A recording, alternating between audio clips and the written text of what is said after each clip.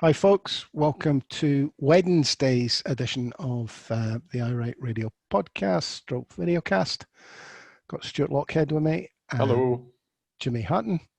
All right. And I'm Norrie Stewart. It's very confusing. It's Wednesday, but it's FMQs. God, aye. Why did she move it around? It was Thursday last week, Wednesday this week. Well, it's Wednesday FMQs. We've also got our annual jamboree, our Jers Jamboree, where we all meet together. Ho. A Jers Jamboree involves football, waving blue bonnets and having fun. There's nothing fun about this. Well, we all get to meet on social media and dig in with our own point of view. Scotland apparently has more debt than the rest of the world put together, as usual. So no surprise there. We've also got Craig Murray was in court this morning. Stuart listened in on that. And I think out of that, we'll be discussing the jailing of another prominent Yes organiser. And I won't go with that at the moment. I've got a nice wee clip of Alex Cole-Hamilton that I think we may finish with. Okay, I'm sorry, I didn't mean to scare you all away. It's not very long. So, bear with us. What will we go with first? FMQs? Won't it take long? No, it won't take long. As I say, I was annoyed 2 weeks ago. It was FMQs was on a Wednesday. Last week it was on a Thursday. This week it's back to Wednesday. People won't know when to turn up. Especially as they sell tickets. No, they don't sell them, but they dish out tickets to school kids and that, don't they? I've no idea. Yes, they do. Well, look, we had Ruth Davidson digging away at the care homes. I don't think she made any progress.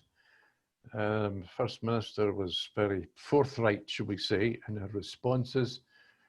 I'm not going to go into any detail of what the First Minister's responses were. Ruth Davidson, she tried she thought she had a clever question. When did you first know about whatever way she worded the question about care homes and people coming into it? It was a wife beater question. And it was. When did you stop beating your wife? That's well. Thank you.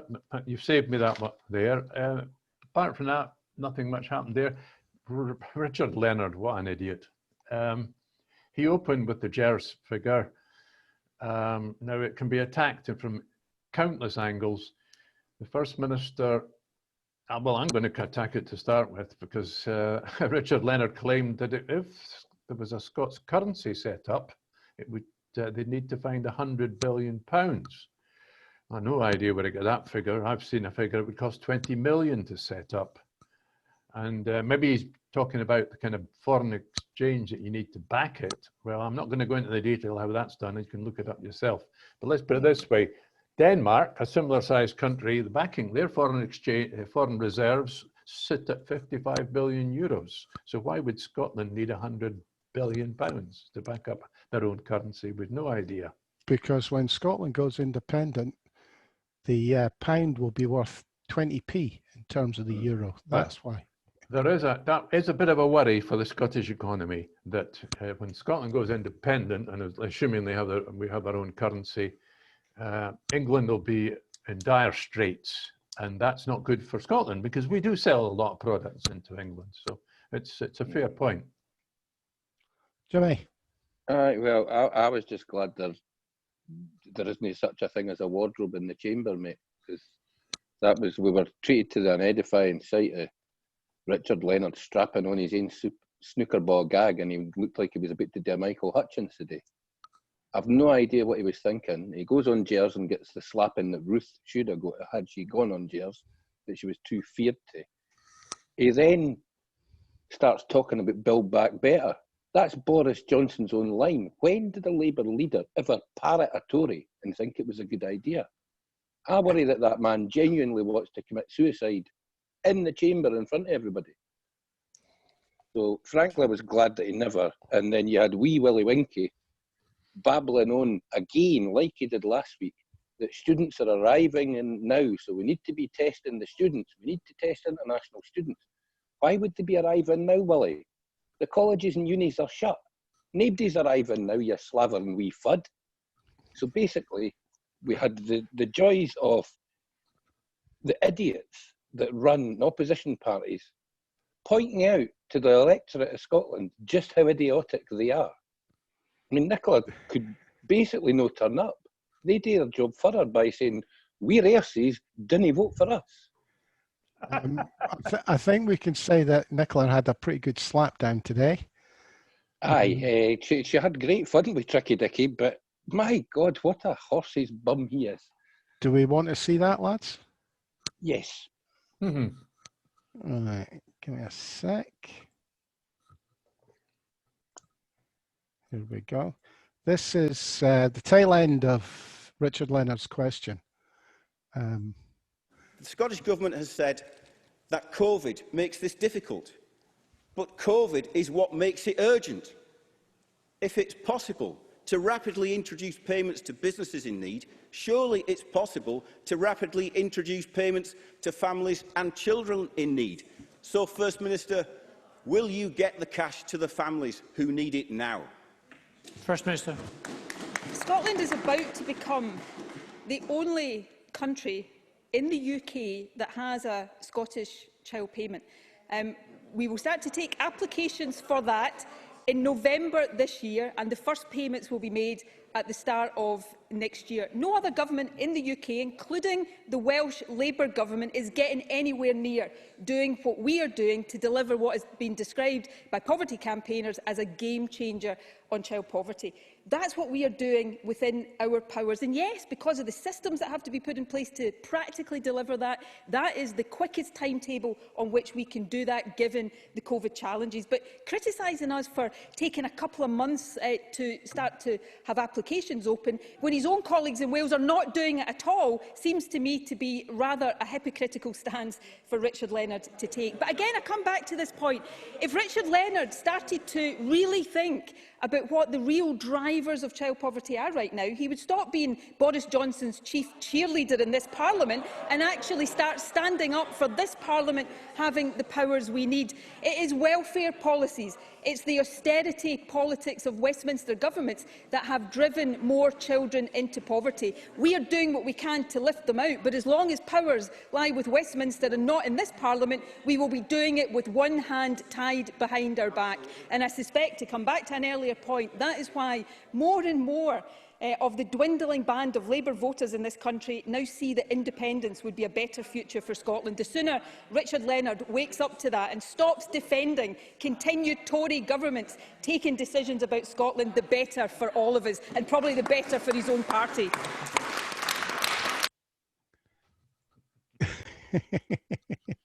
You got a slap in there, eh? I would like to point out that, for once, Alison Johnson made a decent point. I'm no fan of her, as you know. Oh God, what was her question again? It was about that lassie who sadly aye. passed away at the weekend, and the asylum seeker. Yeah, and basically just pleading with the Scottish Government to find a way. And I know there's no easy way because it's a reserved issue, but pleading with them to try and force a rethink with the Home Office for the way that they treat asylum seekers in this country. I mean, it sounds ludicrous, but that woman passed away and her child was lying beside her. This Tory government's that heartless. I wouldn't put it past them to try and deport the bairn because it doesn't have leave to remain here. Oh, that's how sick they are. They'll wait a few years until she's a bit bigger and then deport her. I mean, that's what that has happened in the past. You know what really annoys me about the whole question of immigration? If there's such a thing as 100% reserve, there seems to be some things there is a wee bit of slack, but when it comes to immigration, it's 100% reserved. UK government run a scheme in Scotland. Does that place such near Straven, that detention centre? That Naval, aye. That's still going. It is, yeah, and basically, Scottish government. I mean, if something happened in there, it would be investigated by the Home Office. Police Scotland would have to chip on the door and ask to get in and have Home Office permission to go in. Look at that incident in that hotel in Glasgow in the summer where the guy ran him up with a knife. Aye, it's sickening, and it's the fact that immigration policy is designed in this country to placate racists in the southeast of England who are convinced that the island is sinking because so many people are coming in. Well, So to many some extent, black people. but so to some extent, so many people are anti-immigrant in the south of in England because of the Tories and their media pals. Aye, They aye. whip it up to avoid for distraction reasons. Oh, I mean, you just need to look at them being apoplectic because you can't sing the words to Land of Hope and Glory this year at the last night of the proms. Not one single media outlet has pointed out that the Albert Hall will be sodden empty. The orchestra will be there, but there's not going to be an audience, so they wouldn't be singing along with it anyway. Well, I have to tell you, lads, I will be singing lustily at the TV. Really? It'll not be Land of Hope and Glory I'll be singing to, but I'll put something on I like. I didn't. It's just a distraction. Aye, absolutely. It's the first time I think Boris has made a statement to the press since he's come off holiday, and it's about Land of Hope and Glory in Rule Britannia. Can he speak about schools? Can he speak about the disastrous economic policy that he's gone on about? But no, he can speak about Land of Hope and Glory and Rule Britannia and how important they are to British culture. They're nothing to do with British culture. It's English as British.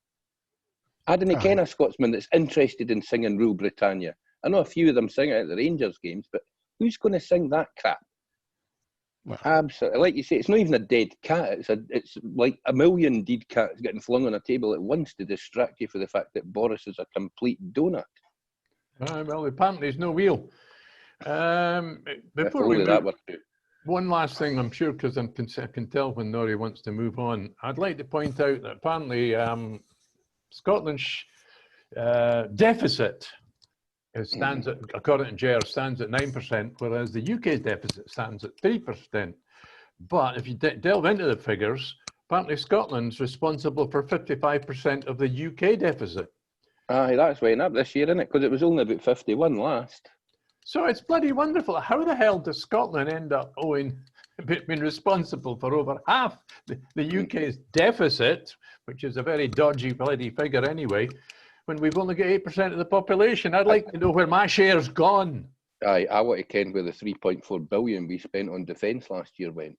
I reckon I should have a frigate to play with in Leith Docks when I'm on board. Well, I think we should probably, between the three of us, own an aircraft carrier. That's what it is. That's where it's gone wrong. I want my share.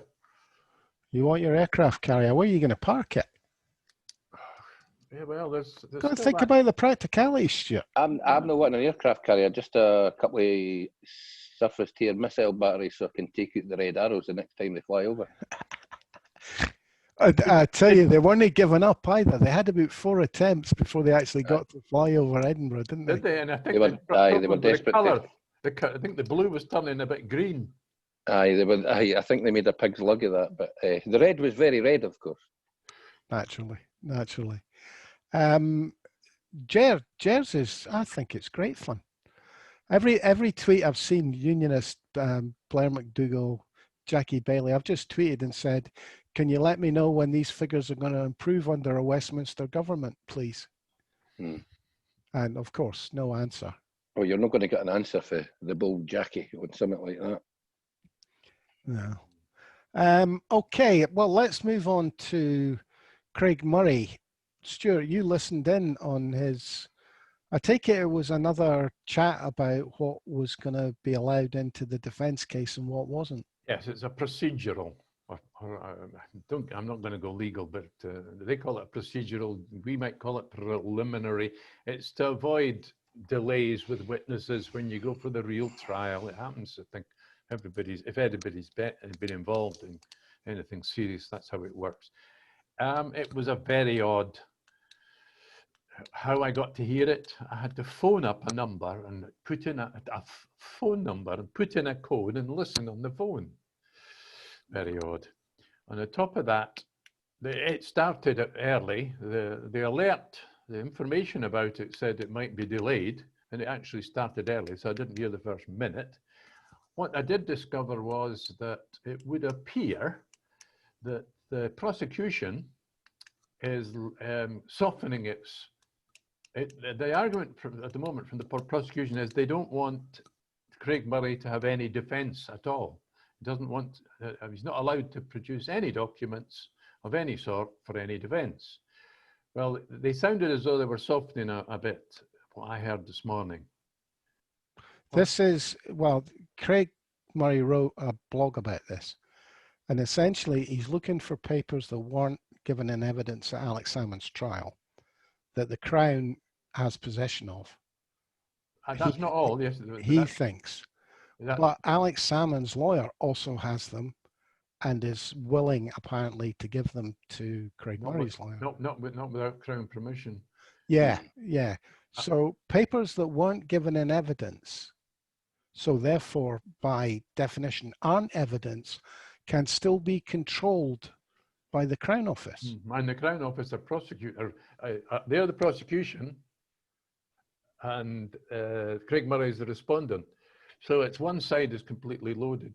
But don't forget, there's also the evidence. Craig Murray wants to introduce evidence about other people like Danny Garavelli and other journalists who have clearly published things that Craig Murray contends that they identified some of the alphabet women more clearly than he did.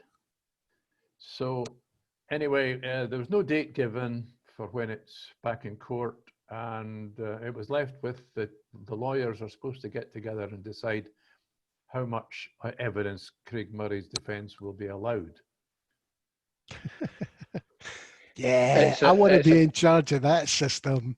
Yeah, it's a difficult one. A couple of the legacy defence will be sliced away because they're just not going to allow him or his defence lawyer to say, she published that and I never published that, so you should be doing her. That pertains not one iota to the case. That isn't a defence under Scottish law. There's the stuff that he's looking to get that wasn't allowed to be introduced to the original court case. He'll not get that. It just won't happen. He's liable to get 2 years. I think that's the prediction. I mean, and he's not a young man, so 2 years is very serious. I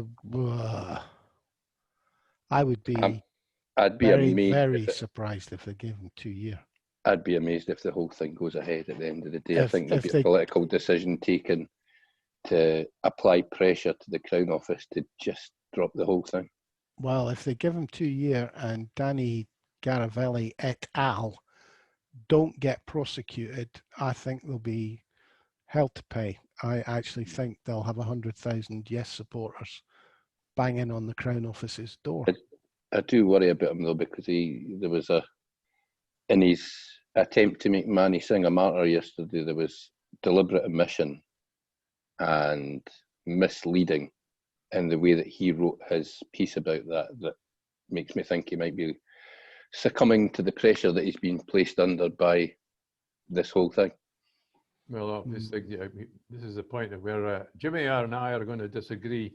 I'm not painting Manny Singh as a hero, but there are a lot of people who went on a lot of marches that I was on in the last few years that wouldn't have been doing that, and it wouldn't have been as motivated as they were without Manny Singh and what he did. And the fact that he's now going to do 72 days in jail, which again he could have avoided, could have accepted a curfew penalty. But the fact is that an organizer of independence marches in Scotland has gone to jail, and he is regarded by some of these people as a martyr. Well, let's lay it out a bit for people that don't know the details. Essentially what happened was he was asked to start a march, at 11 a.m. that was actually had been scheduled and advertised for 1:30. Yeah.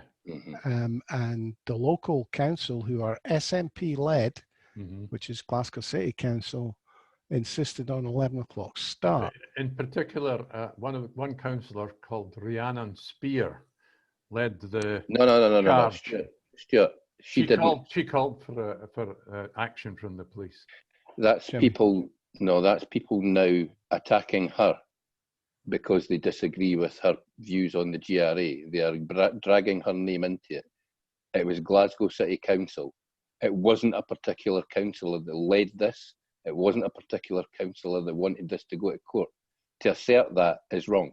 All right, well, let's rewind a bit as well, because if you recall, there was quite a long gap before this march, and there was a lot of excitement, and people were coming from all over Scotland, from the islands, from Stranraer. They were coming from the whole length of the country.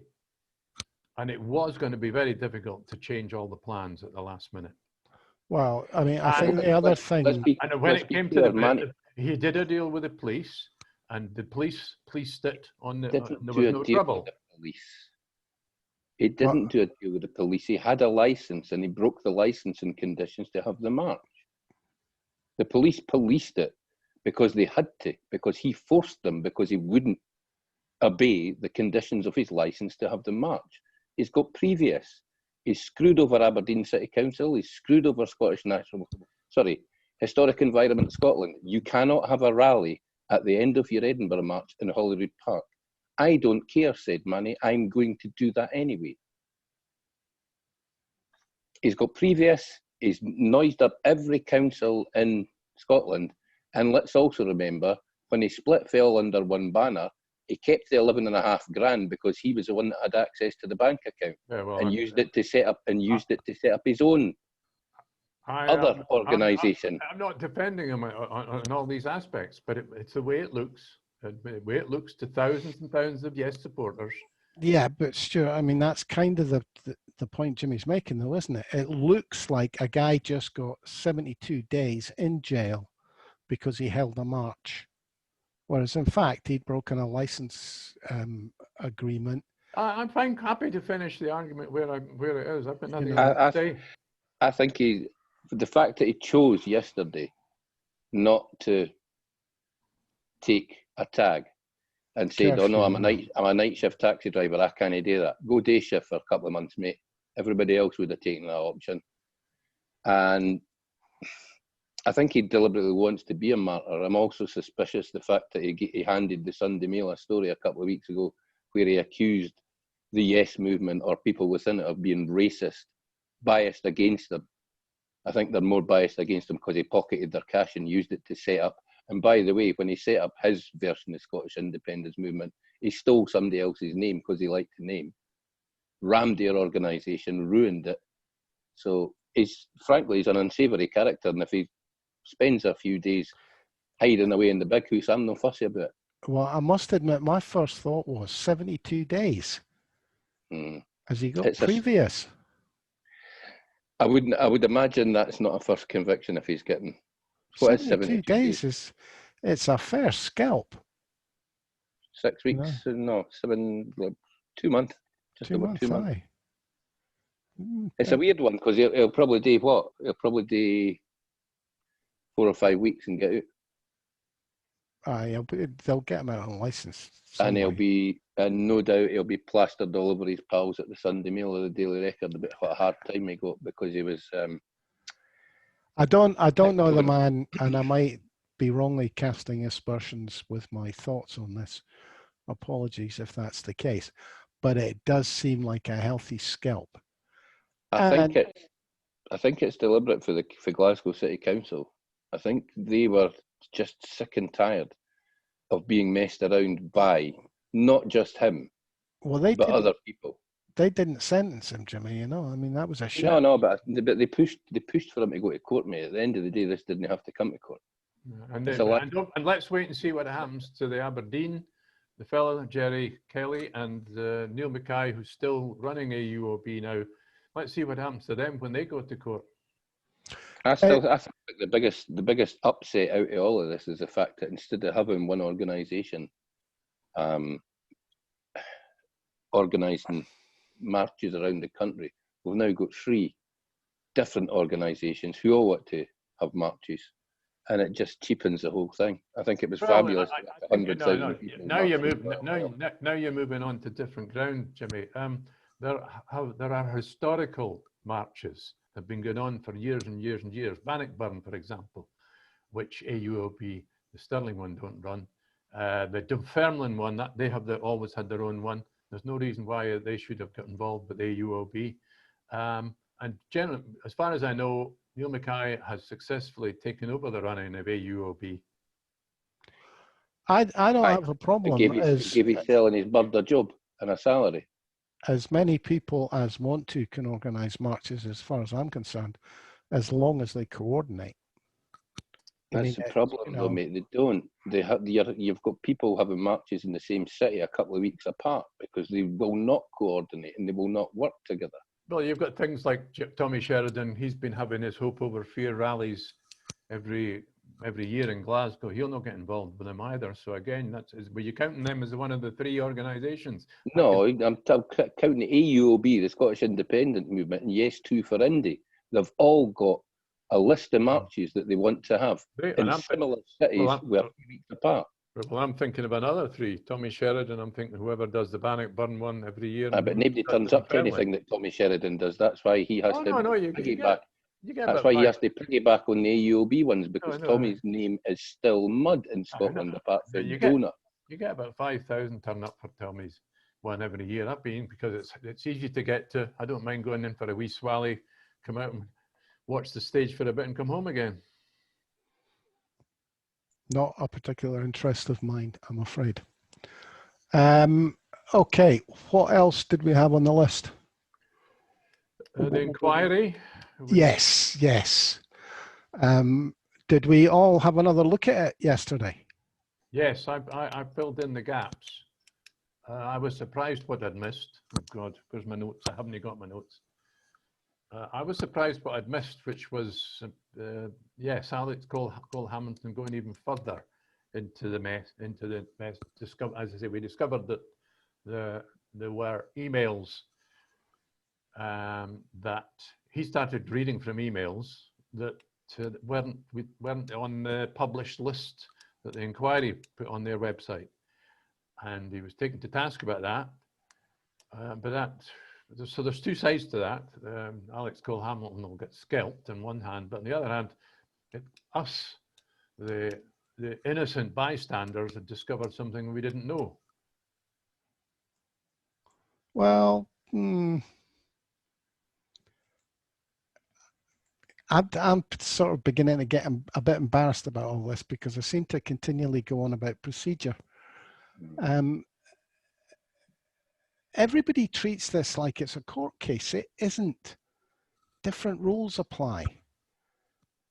And we can demonstrate those different rules very easily. If you would like me to now. In fact, even if you wouldn't like me to, I'm going to. Yeah. Alex Cole-Hamilton. Being a ring piece. Basically proving beyond doubt that this definitely isn't a courtroom. Concerns me for not being clear. That's not what I was asking. Notwithstanding the procedure, I'm talking about the scuttlebutt, the rumour mill, the general sort of quiet mutterings and understandings of the culture at the time. That we already know that there were mutterings of that kind, that there were concerns about alleged misconduct, bullying or sexual inappropriate behaviour by the First Minister. When did you first learn about those rumours, those mutterings, not anything to do with this procedure?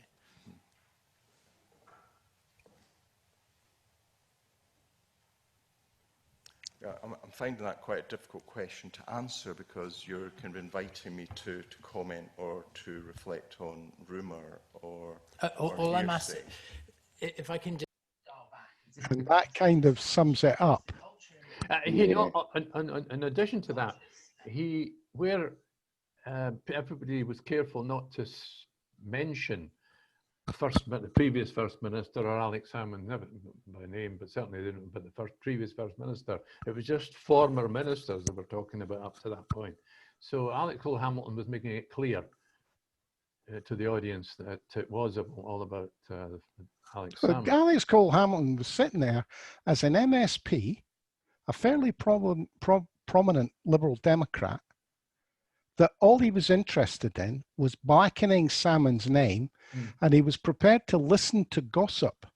Better than that, he wanted a senior civil servant to relay gossip and innuendo to him Yeah, well, it got in a public forum. But it got clearer than that, because it wasn't just the other Nicola Richards, the other witness. Well, she's in charge of what they call HR, even though she's not qualified, which we discovered as well, which is quite odd. But she's in charge of the People's Directorate, which is the name they've got there. Alex Cole-Hamilton had a go at her as well. Anyway, we discovered that... But the question Alex Cole-Hamilton, actually, the way he phrased it was important. No, well, when he questioned her, he turned around and said, well, we now know, because you're the previous civil servant we questioned told us there was rumours and nastiness and innuendo. And she had the chance to deny it, but she couldn't. What he basically said to her was, we've been told, which was a total lie, by your previous guy who's your boss, senior to you, that there are rumours and scuttlebutt going about. What's this word? What's this word, scuttlebutt? Scuttlebutt. It's a Navy word, I believe. Did you look it up? I've never heard of it. But he did again. But so the Nicola had the chance. Nicola Richards had the chance to say that she hadn't heard any rumours or she didn't know of any rumours, but she didn't. So she didn't have the chance to say that. She'd just been told by Cole-Hamilton that he'd been told definitely by the previous witness that the place was overrun with rumour. All right. I disagree with you on that, but that's fair enough. We both watched it. We saw a different thing. It brings to mind an old joke that I remember about a rectum stretcher. Any of you ever heard that one? No. I'll send it to you. Alex Cole-Hamilton is most definitely a rectum stretcher. Anyway, scuttlebutt. I'm going to look that one up. But it was like, I was sitting there. It was actually, Stuart, you told me. I had to go looking for it when I had my second look at the witnesses. And I'm sitting there going, what is the chairman doing? Since when did hearsay in any sort of inquiry carry any sort of weight? Oh, I heard a rumour that Alex Cole-Hamilton has never told the truth ever in his whole life. Have any of you guys heard that? Well, unbelievable. I do seem to remember him being caught out lying not so long ago to the Parliament and having to apologise for it. I don't think that the Lib Dems care. I mean, their objective is simply to make the assertion in public. Don't forget, Murdo last week, I don't think it would be FMQs, but Murdo last week said this, made it public in Parliament, in the chamber as well. He said out loud that about Alex Salmond and the rumour. The question about people not wanting to work alone with Alex Salmond, that issue. He brought Murdo Fraser spewed that out in the chamber last week, and there you go, Alex Cole-Hamilton spewing it out in this inquiry. So they've achieved what they wanted to. Basically, it's unbelievable. He should be thrown off the bloody inquiry. Aye, but they could probably. I mean, it's not like Alex Cole-Hamilton or Murdo Fraser actually have any credibility. I mean, even in their own party, they didn't have any credibility. So it's not like they're in any way having to impregnate that credibility to, in any way. They're doing nothing here. But he's poisoned the well. By actually asking that question, everything that comes out of the mouths of witnesses that get asked that question has now got doubt cast upon it. He's destroyed his own case, because every time one of them opens their mouth, somebody can turn around and say, I wonder if that was rumour, scuttlebutt, or was it in an email in black and white? Everything can be questioned on its veracity now. I think Alex Cole-Hamilton is very much in hock to the United Kingdom government. He's basically a puppet that will do anything whatsoever that the United Kingdom government wants him to do. And sometimes they need a Liberal Democrat to stir the shit, because the Tories can't stir it every day. Sometimes the Tories need they couldn't have asked questions about rumours and scuttlebutt if they were Tories, could they? Do you know the first thing that popped into my head when I heard him say it? Actually, he did it twice. He asked two questions, and both times he was asking for rumour, right? And the first thing that popped in my head was, you're going to get hoisted by your own petard here, mate. Somebody is going to come across a rumour about you. Yeah, well, What are you going to say? And what about David Steele's protecting all the paedophiles and Cyril Smith? Cyril. As I say to you yesterday, guys, he's the wee brown nose. He's the wee gimp that every big company has one. He's just desperate to find out a bit of gossip, and the first thing that he would do, he would go and tell the boss a bit of gossip. He's just that type of person, and frankly, I'll be glad to see the back of him next year, because I don't think there's any chance he'll win his constituency. And if the Lib Dems have got any sense, they'll make sure he's not very high up on the list. It was interesting yesterday because the Lib Dems, of course, have been having a, I don't know, have they decided, a leadership contest between Ed Davey and, well, who was the woman? I just know she's pansexual. That's all I know. Okay, but they gave... Mere chance if she was winning the leadership if she was pans people. It was, but it gave the social media a chance to rake over the coals of how Boris Johnson's managed to get his election in December and then get his ATC majority. There was that right old Rammy. What's her face was from Bear's Den, Mulgai. Oh, Swinson. Jill Swinson was, God, her and Jeremy Corbyn got hung up to dry yesterday on social media because they got together, of course, and allowed Boris Johnson to get his election. Otherwise, he wouldn't have been able to get one. Well, you know, I mean, the Liberals would want that election in the vain hope that they would be in a coalition again with the Tories. That's the only way I could see that working for them. But right, seriousness, boys. Seriousness. What else came out yesterday? Missing emails. Yeah. I think that's just going to be something that runs and runs. The fact is, this inquiry doesn't have very many teeth. So if people refuse to appear at it, or if people refuse to give evidence to it, there's very little that it can do other than complain. We were told that the missing email that Alex Cole-Hamilton read from will be published. Well, yeah, the thing that stood out for me yesterday was the fact that this draft of the proposal was shown to two women who had shown interest in complaining previously. I'm sorry about this, you're right. We're completely ignoring the meat. Well, I mean, that stood out to me. We knew that anyway. I think what stood out more was the fact that the guy who was responsible for putting this disciplinary procedure in place, he was kept in the dark about that fact. Yeah. He was the man that was writing this disciplinary procedure. And he was kept in the dark by women, frankly, who are up to their necks in the Salmond case. He was kept in the dark by them. They were showing it to potential complainants. It was Miss A of the alphabet women. Was she was shown the draft before it was signed, the draft of this new policy, before it was signed off. She was allowed to give her opinions, to contribute, so that the final version could have, for all we know, was changed to suit this person who ended up making an accusation. God, what's going on in our country? What was the woman's name again? The witness, Robertson? Nicola Richards. Nicola Richards.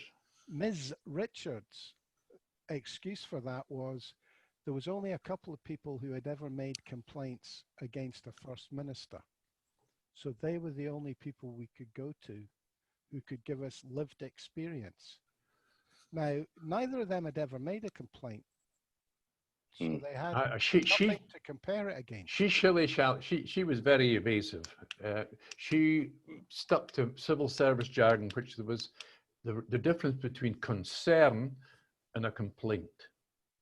And as far as the world she lived in, you could have concerns, but that's not official, so it doesn't matter. But the other side of the coin is what you just mentioned there, is this question: why didn't they go and ask people that had been successful or unsuccessful with the official complaints to find out a real lived experience. Well, her excuse was nobody had made a complaint against the First Minister. So it was only people who had approached with a view to making a complaint that had the lived experience, which they didn't have because they'd never made a complaint. Anyway, she got in a right guddle, but she hid behind concerns rather than complaints. And so we didn't get real hard facts from her. Well, I thought the guy that was sitting at the top table, can't remember his name, ex-SNP minister, made a good point when he said complaints and concerns can both be as serious actions. So a concern can be about rape. A complaint can be about rape. It's just the position in the process that you are that changes a concern into a complaint. Yeah, Jackie Bailey was quite clear on that point. That Jackie Bailey was good yesterday. She sees absolutely no difference between a concern and a complaint. So I think Jackie Bailey was quite clear on that. Basically stick your civil service jargon up your jacksie.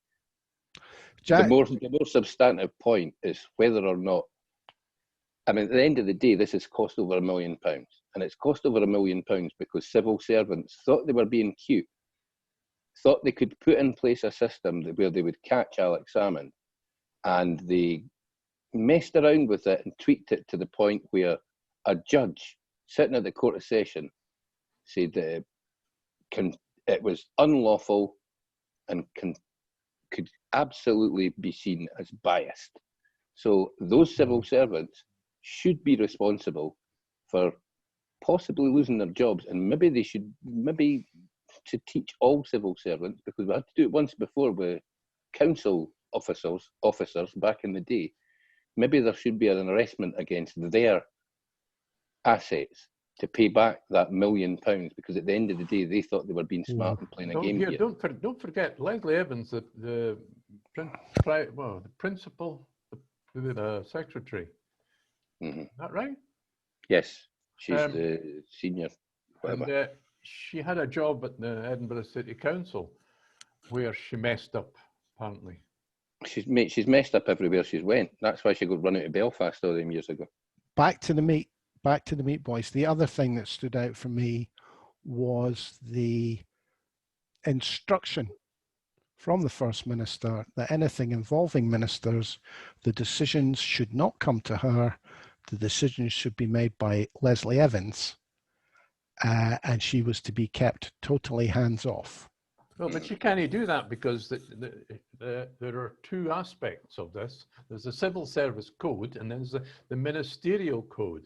Well, we were talking yesterday about this, and the First Minister is responsible for the Ministerial Code. Yes, but yesterday we were discussing the Civil Service Code, and the instruction to Leslie Evans, it's now come up twice, was First Minister, if it involves ministers, i.e. one of her ministers, does not want to know about it. Right, keep me out of it. And that has obviously been put in black and white somewhere and is provable. And that is what will save Nicola Sturgeon in this inquiry. Aye, basically. It's her got her plausible deniability in black and white. Because she's no daft. Well, she's a lawyer, eh? A lawyer who's a politician. I would just like to add, any rumours are about her having discussed this over the water cooler with any other are scuttlebutt. By the way, that's not the worst rumour I've heard about Nicola Sturgeon lately. These unionists are losing the plot. And it's not true that Boris Johnson's got another squeeze on the side. Oh, this is the super injunction. Alleged rumour times 10 scuttlebutt that he's got somebody else up the duff. Family way. And you know, if it was true, it would make absolutely no difference to his position. I would expect to see his popularity going up by 2 or 3 points. I think we should. It's just Boris. I know. I think we need to think about that. It makes me think that we need to talk about the Brexit negotiations in the near future? Because they're not going very well either. I think we do. I think we do. But there's a rumor on social media that the EU are discussing an extension after October, taking it right to the wire. They can't. They've got to. It's got to be approved in the Parliament. Apparently, they can. Oh well. Apparently, that's the rumor, and it is just that. I mean, I have no proof of this at all. Okay. But it'll be interesting. I'd love for them to walk in at the next meeting and go, you know what, guys, we've had enough of this. Cheerio. Anyway, this is again. If you're listening and viewing, tune in for more rumours next show. We should rename the show The Rumour and Scuttlebut We'll be getting Fleetwood Mac to do the soundtrack shortly. I must dig that out, actually, Jimmy.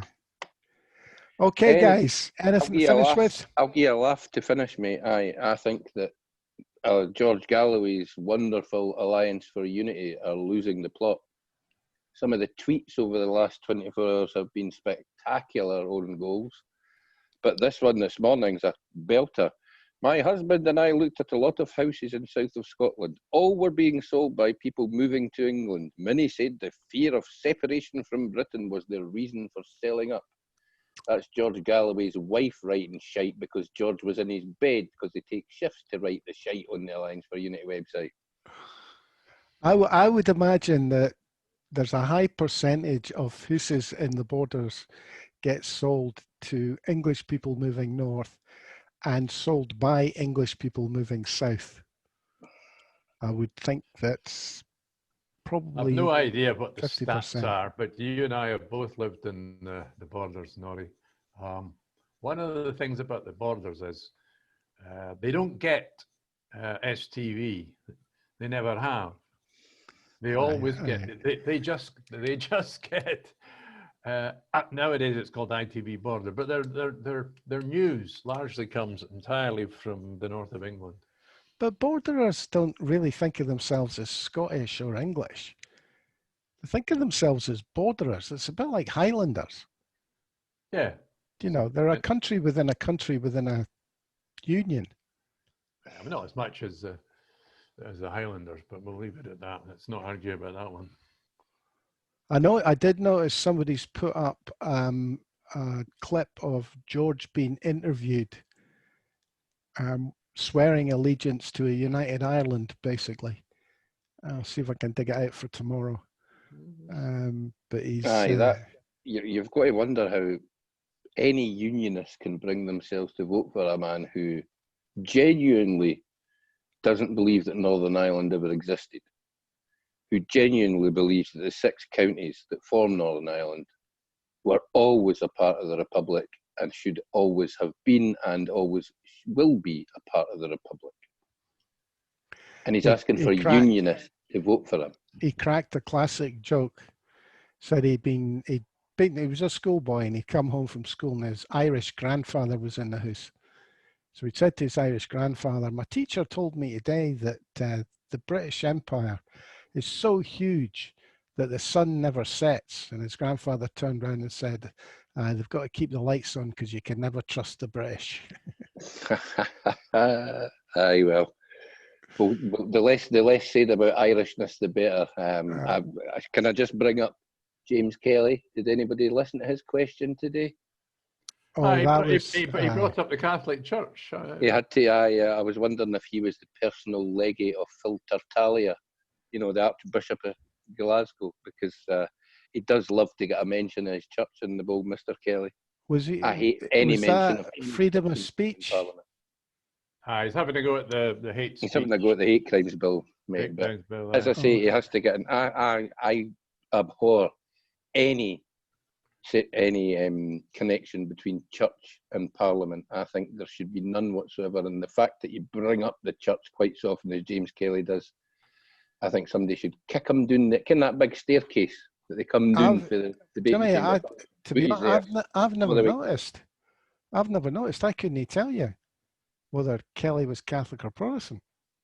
You're having a Turkish. No, I've never noticed. Have you not noticed? But I never ever listened to him, of course. No, Might be why. The churches in the Northern Ireland are getting together on abortion and same-sex marriage. Apparently, they're uniting. Oh, the Catholics and the Protestants. Right. That's basically because these days the amount. There's the one thing I'm glad about, mate, that there's very little influence in church. Very Of little course, crossover this between was a British parliamentary decision, abortion in Northern Ireland, because Stormont wasn't open at the time. Well, Ah, right. I see where we're going with that one. Yeah. Okay, guys. Thanks, Stuart Lockhead. cheerio. Thank you, Jimmy Hutton. I'm Norris Stewart. We'll call it a day at that. And we'll see you all tomorrow on Thursday, which really should be the day FMQs is on. Could somebody phone Nicola and tell her to get it moved back to a Thursday, please? And then we know where we are. Well, she'll do as I tell as soon as Westminster's back and they take Wednesday for PMQs. Well, we need the clown show at Westminster to cheer us up. Don't forget, we've got Gordon Brewer this afternoon. That's true. I'm not watching that FUD. I've had enough of him. 2:30. Are we taking bets on whether he has any SNP representation at all? Well, he had none at all last week, so I don't think Sunday. it'll change. And then we missed. Oh yeah, I'll leave it at that. Bye bye. Oh, he'll have to have somebody for the SNP on just so he can slag them about Gers. That's true, Gers. Yeah. The whole programme will be about Gers and how the BBC are disgusted that the Scottish Government don't do things differently, and why. How can we possibly run a country with a deficit? Because every other country on the planet does it, so maybe we could do it too. We'll see. We'll see. Okay, folks. Thanks for listening. That was a kind of long trail out, boys. Cheers for now, lads.